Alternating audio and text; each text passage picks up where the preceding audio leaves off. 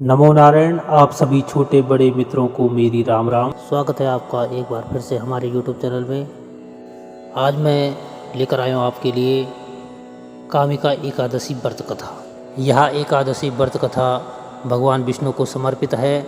कहा जाता है कि जो भी इस दिन व्रत रखता है भगवान विष्णु उसके सभी कष्टों को दूर कर देते हैं।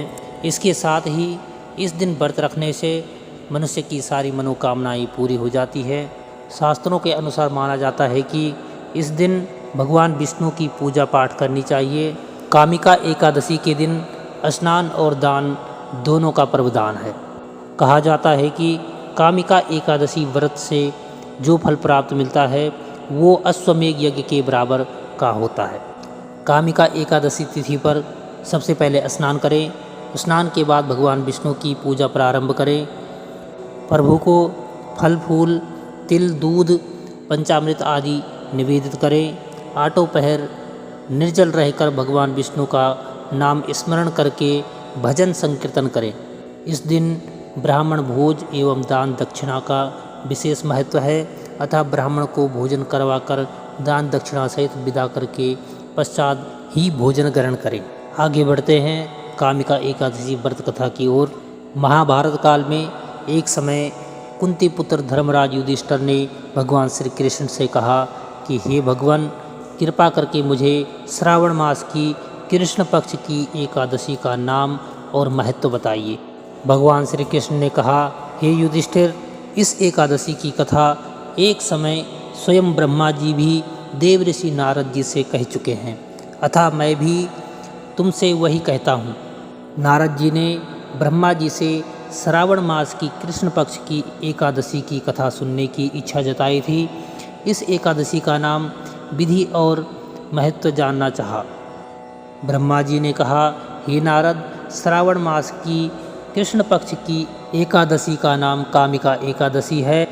इस एकादशी व्रत को सुनने मात्र से अश्वमेघ यज्ञ का फल मिलता है। इस तिथि पर शंख चक्र गदाधारी भगवान श्री विष्णु जी की पूजा करते हैं। उनकी पूजा करने से जो फल मिलता है वो सुनो। गंगा, काशी, नैमिषारण्य और पुष्कर में स्नान करने से जो फल मिलता है वह फल भगवान विष्णु की पूजा करने से मिलता है। सूर्य व चंद्र ग्रहण के समय कुरुक्षेत्र, काशी में स्नान करने से, भूमि दान करने से, सिंह राशि में बृहस्पति आने के समय गोदावरी गंडिका नदी में स्नान करने से जो फल प्राप्त नहीं होता वह प्रभु भक्ति और पूजन से प्राप्त होता है। पाप से भयभीत मनुष्यों को कामिका एकादशी का व्रत अवश्य करना चाहिए। एकादशी व्रत से बढ़कर पापों के नाशों का कोई उपाय नहीं है।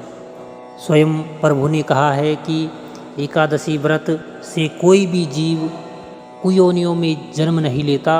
जो इस एकादशी पर श्रद्धा और भक्ति से भगवान विष्णु को तुलसी पत्र अर्पित करते हैं वह इस समस्त पापों से दूर रहते हैं। हे नारद, मैं स्वयं श्री हरि की प्रिया तुलसी को सदा नमस्कार करता हूँ। तुलसी के दर्शन मात्र से ही मनुष्य के समस्त पाप नष्ट हो जाते हैं और उसके स्पर्श से मनुष्य पवित्र हो जाता है। बोल श्री बांके बिहारी लाल की जय। तो मित्रों, यदि आपको हमारी वीडियो अच्छी लगी और आप हमारे चैनल में नए आए हैं तो हमारे चैनल को ज़रूर सब्सक्राइब करें और कमेंट बॉक्स में ज़रूर बताएं कि आपको यह कथा कैसी लगी। धन्यवाद।